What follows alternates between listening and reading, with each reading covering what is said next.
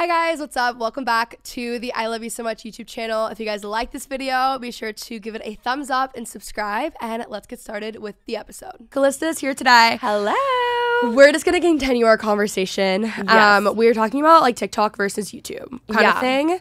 So we know each other backstory from YouTube. How long ago did we meet? I met you at VidCon with like Suede Brooks and my God. Do you remember that? Forever. Yes. That's crazy. Throwback Thursday. Yes.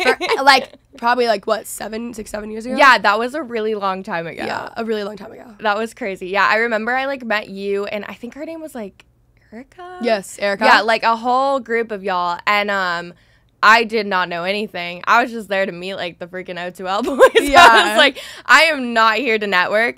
But yeah, no, it's crazy to see how like things have changed. And now like it's my full-time job. And I'm not a fangirl, but I was at a point. No, that's funny. Well, be a fangirl and be proud too. Like that's, I was talking to Carter Faith about this yesterday, and she was like, I'm a fangirl and I'm proud about it. I'm like, that's a good attitude to have. No, you know? it is. I grew up loving like creators and their content, and that's how I got to where I am. Like I really believe in that. So it's just interesting now to like see like the what is it called, like the pipeline or like the pipeline too. Yeah, from like fangirl to like industry. Like they say that in like music and stuff. Oh, I say fangirl to like FBI agent. Oh, I could see that too. Yeah. Believe me, I like totally like went on a deep dive with my boyfriend before we met. Oh, it's a good thing to do. Well, the other thing is, so my business partner for the Okai and the clothing brand that I'm starting, she was like One Direction fangirl, like to the max. Okay. And I will tell you, the skills that she acquired from those years of her life are so helpful business wise, because I'm like, oh, I want this connect, or I need this, we need this person, we need this article, we need this whatever. And I'm like, can you figure out who it is? I am not kidding. Within seconds, she's like, oh, here it is. Has an email that's like hidden. You, like people who are fangirls can do anything. Like my friend used to find flights and like that, like crazy, like stalker. But at the same time, like now he's got a great job because he can do whatever he wants. Like it actually is incredibly useful. It really is. It was weird back then, but like at the time it was the craze, you know, and like we were kids. But and like a lot of people were doing it. No, but like it's kind of just weird to think about now, just like what they were doing. And like I would have definitely felt a little like invaded if I were a celebrity. Yeah, it definitely crossed a lot of lines. No, Don't get us wrong. We're not condoning the action. But I don't think like fangirls are like the same they are now that they were like in 2014 and like the height of One Direction and Bieber and whatever. I know, I agree. Why do you think that is? I think, honestly, like, I could go on a whole tangent about this, but I think there's, like, a very blurred line between, like, a celebrity now and, like, just, like, a person. And I think, like, I don't know. I feel like celebrities aren't seen as celebrities anymore. Like everyone's just like at the same sort of line. Does that make sense? With like influencers? Yeah, I was gonna say. Yeah, I don't know. Because like now there's not really the paparazzi that there was in like the 2000s. Mm-hmm. Like there's not really like that like hierarchy anymore. We have more access to them too than we've ever had, and so I think that because you see day-to-day life, it almost makes them more human. And on the other end, I think in COVID, it really showed how out of touch like so many celebrities are in Hollywood. Yeah. And I personally, like I have friends who are like, maybe my literally business partner is probably my only friend that's like more mainstream focused. Everyone else that I know and talk to and friend-wise, not even being in the industry, like my normal friends who like don't share their lives on the internet, they pay attention to influencers. So it is interesting. I don't know who's on the Disney Channel right now. Like, no, I couldn't tell you. I don't even know. Like Real Housewives, I kind of know them, but like I could tell you every influencer from micro to macro to like mega. Like I know all of them. Like I think I just am so much more interested in like real people. Me too. I don't know, so. And I think with like the Real Housewives franchise and stuff, it is a mix of like almost like real people because it's reality. Yeah. And then also they have such a large digital footprint, and there's so many podcasts that are based around them, and like there's a lot of things digitally that I feel like add to those brands. Well, they feel real. Like, yeah, because they start off as real people with just a lot of money, but then they turn into like influencers and like celebrities. And I accidentally was on the background of Real Housewives of New Jersey. Wait, how did that happen? Because my boyfriend, the place he was working at, they had them like come in to like shoot a scene, and they were like, "Do you guys want to be extras?" So, like I came to his work and I was an extra. That's so funny. Didn't get paid. I was like, I should be getting like a paycheck. Right? Yeah, write me my check. check, please. Yeah, but it was definitely an interesting experience, to say the least. Yeah. I saw Teresa Giudice, I think her name is. I'm like so far behind on Real Housewives. The only reason I know anything about them is because of the toast. It's literally from listening to that. I'm bad about watching TV in general. Though. I hate TV. Besides the Nashville show and Friday Night Lights. I saw that on your story last night. I've never seen it. Okay, I had so many replies of people saying that, and let me just tell you right now, I am not, like, I know I'm in Nashville, and I'm like, I just am conveniently also watching Nashville. I've watched, it is my favorite show. Like, there is something about this show. I feel so connected to Raina James, and maybe it's because I really would love to have been a country music star if I was musically talented, you know? Do you feel like you watch it because you're here, and it's like, you want to, like, no, because I watched it in Texas. Okay. I didn't watch it in Nashville. I just happen to be rewatching right now, and I'm in Nashville. Okay. That's, like, honestly, like, really amazing. And it's a great time. And, like, I watch the show, and I'm just so emotionally connected. And I don't feel that way with shows. I feel that way with books, but I don't feel that way with shows. Interesting. I know, I'm weird. I feel like I want to watch it now. Isn't Lena Stella in it? Mm-hmm. Okay, yeah. She's really Her and her sister. It's back when they did, like, they were big. YouTube. They did the from Cup YouTube. song, right? Yes, the Cup song. Okay, so speaking of YouTube, I want to circle back to what we were saying before we started recording. So you started on YouTube. Yeah. And then obviously kind of like transition to TikTok. Can you take us through that journey? Yeah, so I did YouTube from the time I was 14 until I was 19. And I really struggled because, so on YouTube, like, we both kind of grew up in, like, that saturated, like, you know, like, My Life as Ava, like, Bethany Moda. That was the worst thing that ever happened to me. No, like, they're great people. It's not them personally. Your style. Like, I can tell. Oh my God, it's just not me. And we fell for it for like a good year, and it was worst thing I ever did. Sorry. No, I agree. And like for me, like I always say, like, I went into YouTube and I was like showing people how to do their makeup, and like I did not know how to do makeup. Like I was 14. Like I had never touched makeup until I turned on a camera. But I had an interest in like the whole YouTube realm of the world. So I think for me, like I saw that era and I like didn't fit in, and so I turned it into like really scripted content and like turning my own niche, because I wasn't really doing that. My videos were saturated, don't get me wrong, but it wasn't like the pan cameras. Like, I think one of your biggest strengths, now I would say it's your vulnerability, but also you were just really good at production. Like you had incredible videos always. Like you were just like in a way I kind of feel like it was good for you almost, because you just made really good videos, and that's when they were more highly produced and not like vlog.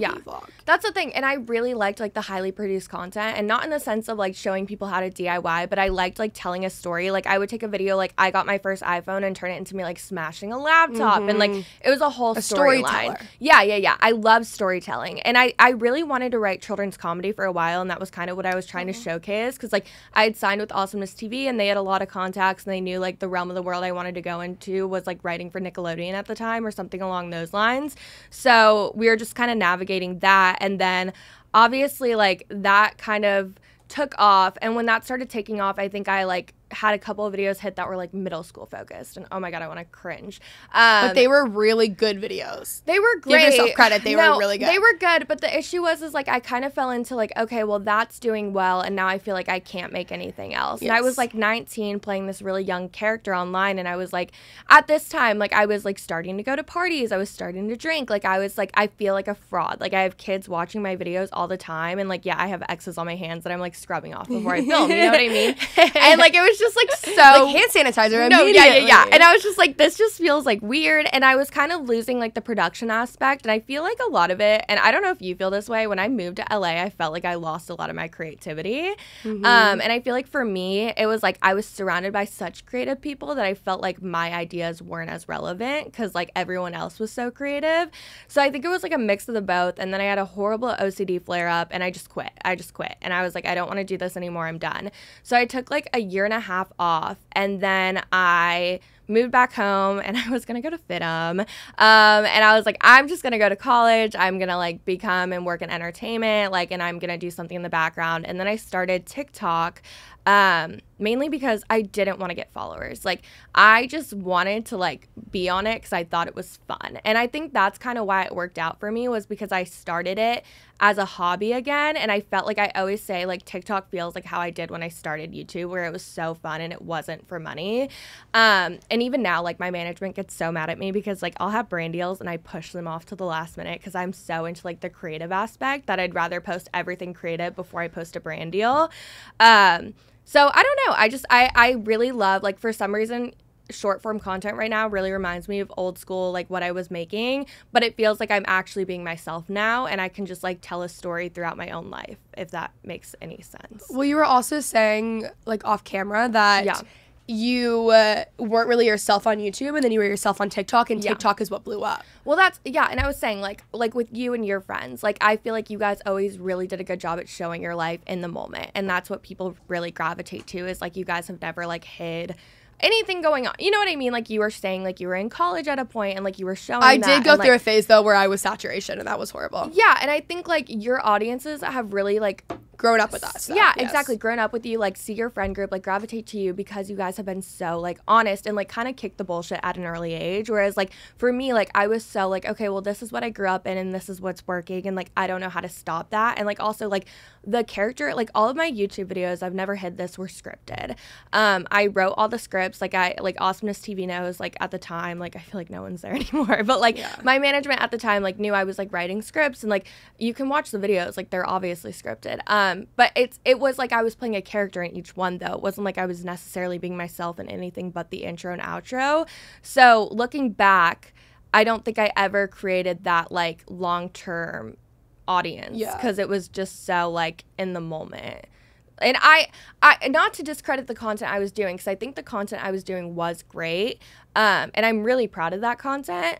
But I think that it just wasn't sustainable for building an audience after that. Yeah, because like, no one knew anything about me. Yeah. Well, that's the other thing I say all the time. Like, I have people who obviously, I know what I would need to do in order to hit like 1 million subscribers. Yeah. But I just don't want to do that. And long term, I want to have a platform, build businesses, write books, like do things like that. Mm-hmm. So I'm like, it's like when 26-year-olds are making back to school videos still. See, and they're so gaining weird. Yeah, it's so weird. Like, looking back, it's odd. It's so odd. And I'm like, you're having sex, but then you're talking about middle school. Like, it actually is kind of weird. Like, that was the point when I, like, started, like, dating. Yes. And I was, like, drinking. And I was like, this is just weird. And also, like, not that I would ever let a man tell me what to do, but it's just, like, it's weird. Like, when your friends are like, what are you doing? Yeah. Like, no, it's I think about that too. I'm like, even I did it when I was 19. Yeah. And I'm like, okay, the guys that I was dating at that time, like, not that it's about what they think, but it still is weird. It is weird. And it's just like, I'm glad, like, and I've privated a lot of them, but I mean, people still watch them, and I don't want to private them because I do feel like they are helpful to an extent. So it's just, I don't know. I mean, I'm really proud of, like, what I did up until that middle school series. Yeah. Well, no, the videos themselves were still good, but you just make a good point in that. And what I was saying, like, I have friends who try to, or like maybe a little more negative and trying to, like, pressure into, like, you need to be making this content and this content that's more clickbaity. And I would rather stay at the size that I'm at with the, like, really cult community that I've built, because that's what I want. I don't want 1 million views and, like, people who aren't really, like, engaged with my life and aren't gonna, like, be there for the long haul. Yeah. So I just, like, while I need to do a better job of focusing on growth on YouTube, I'm just now like, okay, I need to, like, make videos that are searchable and whatever, because I put that off and I only like doing vlogs. Yeah. I am definitely leaning too far on one end, but it's when you are vulnerable and open with an audience is when, like, now with everyone that, like, loves your TikTok so much, it's a very, like, as soon as you were really yourself and vulnerable, it was what, like, that was just, like, well, that so was, like, quick. the thing, like, I, for so long, like, grew up, like, I feel like we both grew up in, like, that very saturated era, and then it turned into, like, Facetune and filters and Instagram models and, like, looking perfect, and, like,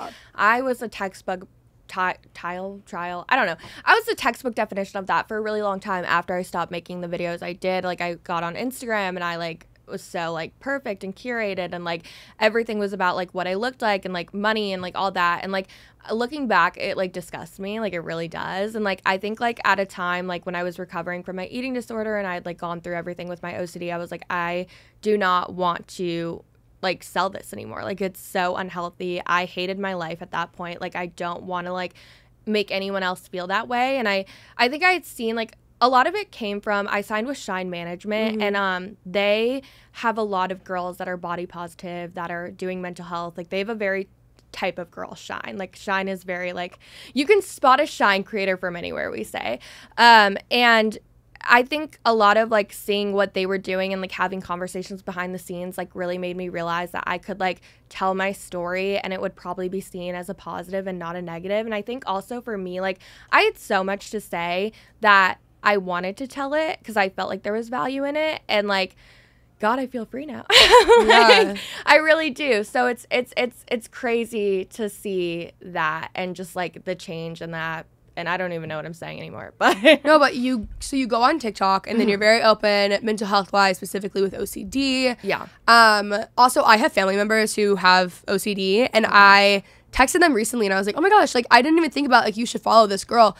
But they were like, it's kind of crazy because it's not really that talked about. Like mental health is talked about, definitely, but I feel like specifically OCD, maybe not as much. Maybe I'm just not following the people. It's not. And it's interesting because like with me, another reason when I started my TikTok, and like I said, I grew followers really naturally. Like I wasn't trying to gain followers. I was literally just thought it was funny. Like I would post like, it was really an accident. And once I started getting a following, I was like, well, what's important to me? Because like I think another thing about rebuilding my platform was I didn't want to rebuild it with like no substance this time. Like I really wanted like wanted like a why. Yeah, exactly. Because if not, you lose your purpose in it. So for me, the one thing at the forefront of my life since I was 10 is OCD. Like you can look back and there's like content online from when I was 17 making videos about it.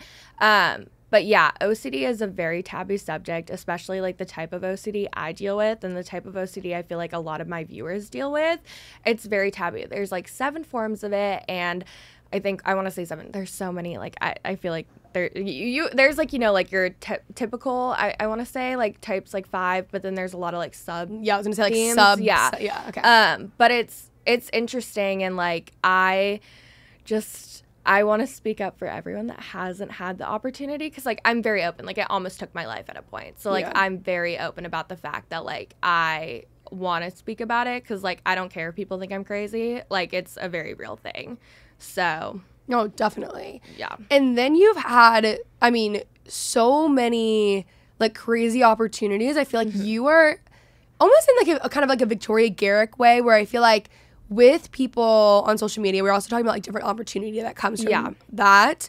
It's interesting. Like I always like when like I'm like I have a YouTube channel, then I do a podcast, and I do a clothing line. Like it's definitely more typical. No, but that's not typical. I mean, like you're doing great though. I would love to do that potentially at a point, but like I think for me, like I really have an interest in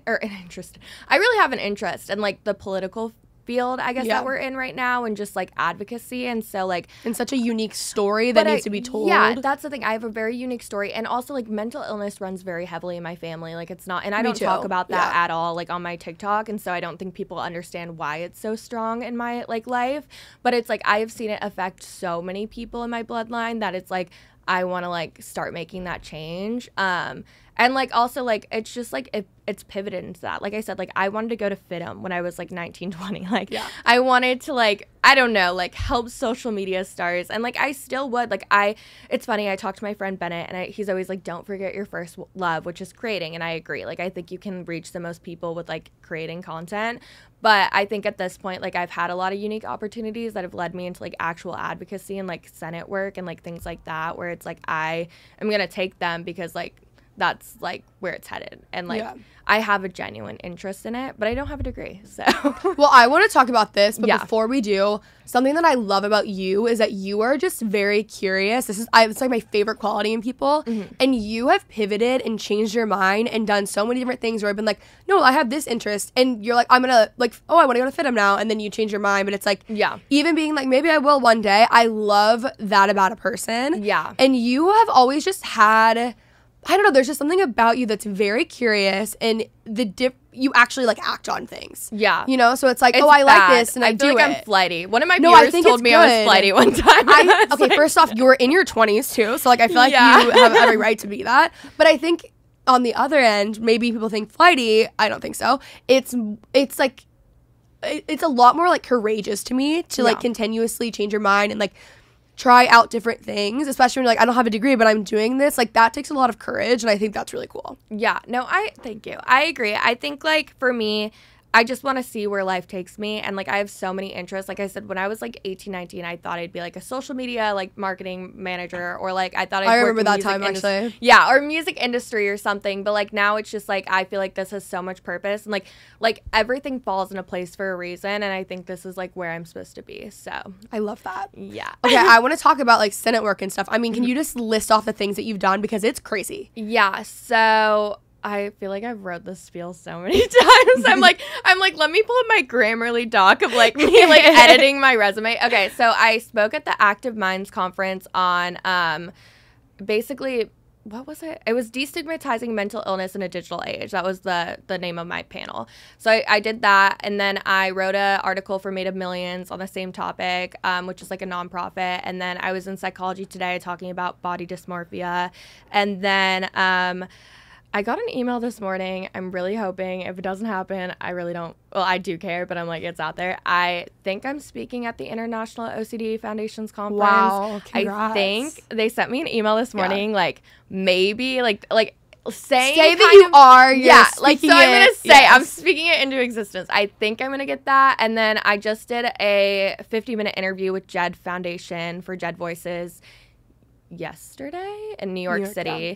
And that was really awesome. And then I just got offered a job at one of the biggest foundations for mental illness in America. Wow. So what would you be doing there? Like, what does that look like? I would be facilitating youth groups and like wellness programming for obviously the youth, and it would be based here in Nashville. So that's really cool. Yeah, I'm very excited. But I got the verbal offer, and then I got the written offer. But it's so, since I don't have a degree though, obviously they're not, and also I have a history of mental illness, they're not just gonna like throw me into it. So for me, I have to go through like a year of training and a mentorship before they're gonna give me the opportunity to do it. But I think it's honestly amazing because like I said, like I don't have a degree, but I have the firsthand experience of being a patient myself. So like they're giving me that opportunity to kind of still have the job and get the training without a degree, which I think is really fun and cool. It's also so cool because it's such a powerful thing. Like now this isn't, I mean, obviously I think interest kind of like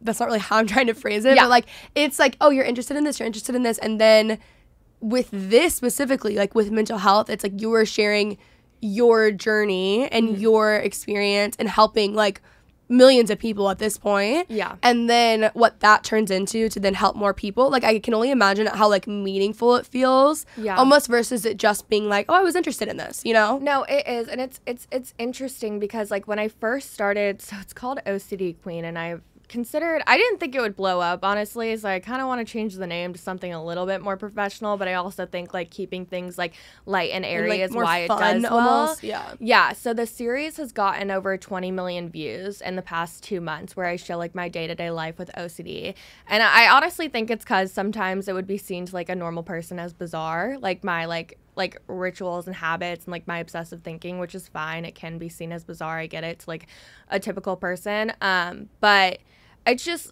I mean, like, put the views to the side. It's just, like, the amount of people it's touched. It's the impact of it. Yeah. I mean, there's so many people that have said, like, either, like, I've never seen somebody, like, talk about this thought process. And a lot of kids, like, so one of my colleagues sent me this post by the New York Times, not the New York Times, the New York Post the other day about how TikTok is actually doing bad for mental health and mental illness. And it really pissed me off, bluntly. Your response was good. Thanks. But, I mean, like, I think they had some points to an extent of like, yes, content can be triggering, and I agree, but like it is up to the viewer's discretion if they want to like consume that content at a point. But at the same time, like it's there for a reason. Like I never had any representation my whole life. Like the most I had was Howie Mandel saying he like washed his hands, which his OCD is very valid and it's diagnosed. But like my whole thing is like I've never had anybody talk about like intrusive thoughts or just like the more specific, like more taboo topics. So I think the New York Post really was, you know, just talking a lot of things they shouldn't have said, but to each maybe their own. could have just not spoken on that topic. I think it should have stayed an opinion that shouldn't have been posted. Yes. Can we get into what OCD or your specific experience with what OCD actually is? Because I do think there are people who, again, the only representation is like I wash my hands a lot, or I just don't think people really know. I don't feel like I really knew what it was until a few years ago, honestly. Yeah, it's interesting, and a different experience for everyone living it. So like for me, I deal with 5 forms of OCD, and I have since I was 10 years old. So like it's first started as like intrusive thoughts, like where I thought like if my mom went to the grocery store, she would get in a car accident and it's my fault because I didn't like turn off the knob right. So then like that's how it manifested at first, and then I had it all throughout my teen years, and it kind of like stayed that way. And then when I was 19, it turned into like really extreme harm OCD to the point where like I would have like, for example, my friend Kylie knows this. Like, she would come to my apartment, and she was also a YouTuber, and she was like on tour and like doing things, and like so she would stay with me. And I told her, I was like, you can't stay with me. Like, I'm petrified I'm gonna accidentally hurt you. And like it was like a really weird conversation to have, where I was like, you know, I think like I could like accidentally hurt you or like do something, and like that breaks my heart, but like I can't like be around you. And I really isolated myself from a lot of my friends because I thought I would accidentally like stab them. Like, it's so gruesome, but like that's how my brain worked. And I was like, it's so petrifying. And then it got to the point where I wouldn't leave my apartment because I was petrified of seeing my family and like accidentally blacking out and doing something. But at the same time, I was petrified of hurting myself because I was so scared. And I would sit in my apartment, and it took about a month, and my mom came over because like I would go see them, but it was like very weird how I was acting. And my mom came over, and my apartment looked like it was like a scene out of Hoarders. Like, I was so petrified I couldn't touch anything. I like literally like, if somebody like, I think I've gone through like a mental breakdown, you know what I mean? Yeah. Like it really, because when I got my treatment at UCLA, like they said I was a very severe case of it. And yeah, so I was supposed to be at UCLA for 6 weeks. I was there for 3 months to get me back to like a functioning human being. But yeah, it was like a hard time because like I didn't lose my friends, they came back, but like I had to go through like this really weird period of like telling people like my most deep thoughts. That sounds so crazy, and like if they accept it, they do, and if they don't, like they're not the person for me. And I think like you can't hate people for not accepting it, but like you can choose to like not have them in your life because it is your reality. And it was just it's a very bizarre experience to live with. But with that being said, like I am medicated now. Like, people with OCD don't want to hurt people. Like, that's not, but it's just the reality of it. Like, it's how your brain is wired. It's almost like you care so much that you don't, like, you obsess over it. You know what I mean? So it was very bizarre, but I survived. When you were younger, did you, because obviously you're 10, I can only imagine you just assume that other people are like this too? Or did you think like, oh, there's something a little bit off? Well, so I think I realized it because up until 6th grade, I'd never experienced that thinking. And then I went to school the next day because I started it over a weekend period, I remember. And then I went to school and I said I was going to stop. And I literally was leaving my 6th grade homeroom, and I had to go back and tap the doorknob 4 times, or I literally thought like my mom was going to die at the grocery store. And I like realized like that's going to get me bullied. And then one of my friends, Nicole, who's getting married next weekend, and I'm her bridesmaid. So it's just, yeah. So, I mean, but she accepted it. You know, like, like, I always thought it would be so isolating telling people, but the people that know me, like, stay. And so she saw me, and, like, she was at my house, and I literally just kept redoing things. Like, we were hanging out, and I was, like, flicking the light switch, and I was, like it's just very repetitive. But it's, like, if you saw me doing it, you would think it's probably bizarre. You know what I mean? Like, I just, like, would, like, put my pillow back on my bed 4 times, or we'd be playing with dolls and I'd like circle their arm 4 times, or else I thought something horrible was going to happen. And she told me, she was like, this is not normal. So my parents brought me to a child psychologist at Nemours Hospital in Orlando, and they're the ones that diagnosed me with OCD when I was 10. And then they wanted to put me on medication, but obviously like no parent wants to put their kid on medication at 10 years old. So I wasn't medicated until I was 19. And I wish I was medicated sooner, but I understand like my parents' reservations with it. But I do think if like medicine had intervened earlier, I wouldn't have gotten to the point I had gotten to. But I mean, like you can't think about the what ifs, you know? Yeah. So. What advice would you give to someone who has either a family member or a close friend who's dealing with OCD to support? Yeah. So you can't. This is like a big thing, and it obviously sucks, but you're not supposed to enable their thought process. So like I would be sitting there and I'd be like telling my mom, I'd be like, because my parents evicted me out of my apartment because I was going to get evicted because I wasn't paying rent, because I was like, wasn't working, I wasn't posting, and like I like no one had heard from me. So like I was about to get evicted from my apartment. So my parents came and got me, and they were like, you have to stay at our apartment now. And so I was staying at their apartment, and I remember the first night I was crying, and I was like, I can't fall asleep because I'm going to like black out in like the middle of the night and hurt somebody. And they were like, no, like, you're going to just have to deal with it. Like, and they wouldn't give me like reassurance. I think that's the biggest thing is like, you can't give reassurance. So my parents kind of just had to let me like deal with the anxiety of like, what if, and like, that's kind of like the only way to break that cycle. Because like my brain and like somebody without OCD is like very different. Like my brain is like chemically like lit up if you like look at a picture of it, whereas like most people's aren't. And so like you have to kind of like break this cycle. Like in like treatment, they like write the cycle for us, and it's like obsession, like ritual, like obsession, and like it just keeps going. So like you want to like break it and like deal with the anxiety, and it's like not pleasant. It's a horrible experience, but like it's like each time you do it, like the people on camera can see it, it's like a mountain, and it just kind of keeps going down each time. So you just don't want to reassure them, but you want to be there for them and like listen. I think listening is the biggest thing, but just not giving that reassurance. Yeah, so it's a very it's hard because like the thing you want to do is give them reassurance, but like that's in the moment it might help them, but like long term it's just like feeding into that cycle. Yeah, it's enabling. Yeah, so it's hard as a loved one, but it's very hard, and it's a lot more common than people think. Like I truly think it's like a spectrum. Like I don't think everyone's diagnosable OCD, but I do think like a lot of people deal with like habits and forms of it. But again, like if you like think you have it, I would say like get help sooner than later, because it spirals really quick. What would you tell your 10-year-old self now? To like speak up for myself.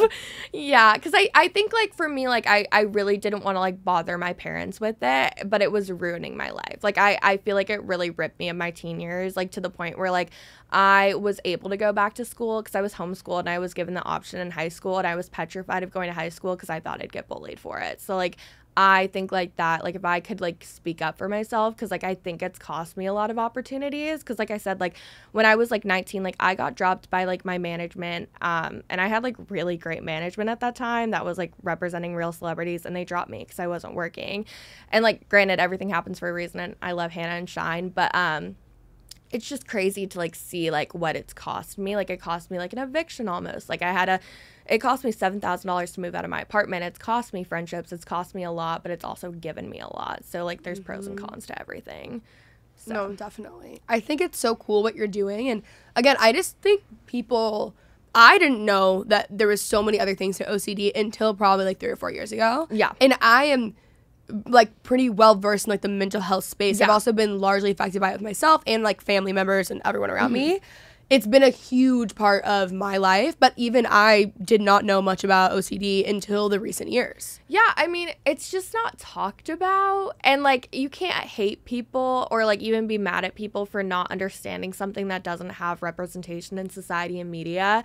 But I think like what gets a lot of like OCD sufferers angry is like, for example, like Khloe Kardashian, and like she could have diagnosable OCD, and I think she does, but like almost like pivoting off of that and like making like profits off of that.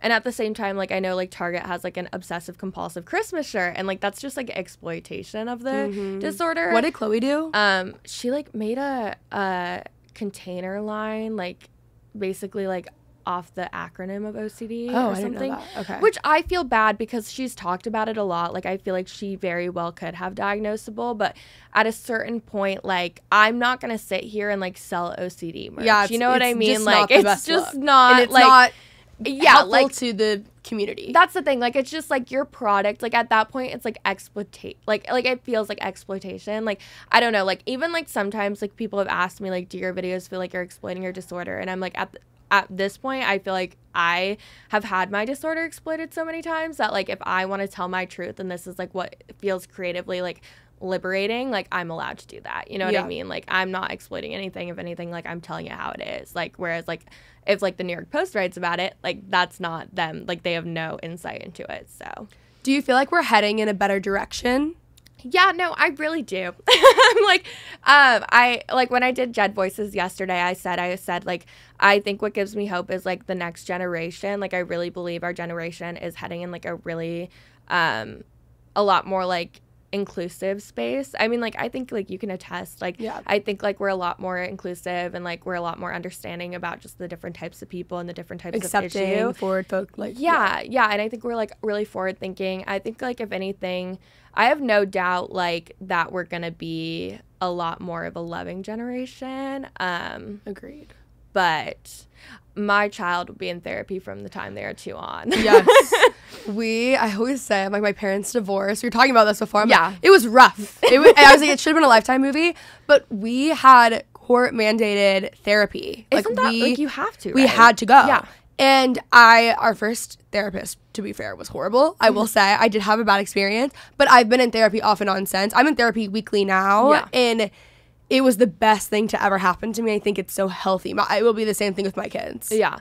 No, I tell my boyfriend, I'm like, our kids will be, our kids, they'll be in therapy from the time they're 2 on. Like, because, like, I think 2 is, like, the age most kids can start, like, technically, like, speaking and, like, playing with clay and, like, doing, like, that, like, art therapy. And I'm like, they will be in it. Like, I will allocate funds for that. I'm in therapy because I don't want to pass, I mean, for a multitude of reasons, but like, I don't want to pass my problems on to my kids either. I'm like, I want to get as healthy as I can be too. To where I'm like, I mean, obviously no one's perfect at all, but I want to just be the best that I can be. But it's also a lot more like accepting in our generation, and like we're like so much more aware that we want to do that, whereas I feel like it was so taboo in like our parents' generation that it was just a lot different. I agree. I got really lucky though. My parents were I will say, like, all that being said, my parents were very helpful, and my dad, I have very bad anxiety, and my dad, from the time I was like a baby, because he had it, like, both, I mean, it's everyone in our family, but my dad from a young age, like, knew. He was like, all right, we need to, like, take care of this. Like, he just immediately knew, I think, because he saw it, like, himself in me. That's fair. But it was really helpful, I will say. So I am grateful for that. Yeah. Therapy is great. It's expensive. And I heard BetterHelp is helpful, though. It's cheaper. BetterHelp, yeah. And I heard, I think it was Alicia Marie in her podcast say, like, therapy is expensive. And I think, like, this even is, like, kind of a privileged statement to say. But at the same point, like, I think, like, know your resources. And, like, but she did say, she was like, you know, think about how much therapy costs, but think about how much, like, your burnout will cost you. And I think, like, that's something I have to remind myself, because even times I'm like, well, I don't want to pay for therapy, or I don't feel like I can technically afford it. But it's like, if I can afford to, like, go, like, spend money at Aritzia, like, I should be putting that money into therapy, because, like, how much will my burnout cost me? But with that being said, like, again, like, your resources, like, if you can't afford therapy, like, look into group therapy, look into, like, hotlines, look into, like, online, like, forums. Like, there's so many resources. There's also certain, like, scholarships for therapy and stuff now. So I completely agree. I'm like 24. I'm like, the older I get, but like older I get, the more my money I feel like goes towards my health. And it doesn't matter, like, food, mental health, physical health, like, because I know, one, it's like my not coping mechanism, but it's how I stay on top of taking care of myself. Obviously, I get health, but it helps me a ton, and I obviously have to pay for it. And I'm like, it's expensive. Like, so that's the thing that's really hard, because I come on the podcast, I'm like, therapy, but it's a privileged thing to even be able to go. I mean, yeah, and it, like, sucks that it is. It shouldn't be. And, like, that's a whole discussion in itself. But, I mean, like, I just, like, even, like, me, like, it's, like, we both, like, have, like, good incomes, but it's, like, it's expensive. Like, it really is. And so, like, if it's expensive to us, like, imagine, like, somebody in college that has, like, no income who's already in debt. Like, that's just, like, I don't know. There's so much work they need to do on it, and that's why I'm going to try and do it. I love it.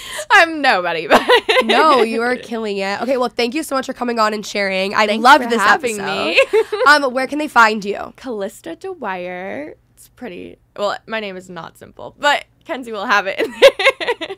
I'll have it. It's tagged on Instagram, YouTube, show notes, TikTok, everything. All of that. Yes. So. Well, thanks for having me, Queen. Thank you. All right, guys. I hope you enjoyed. If you did, let me know by giving it a nice thumbs up and subscribe for more.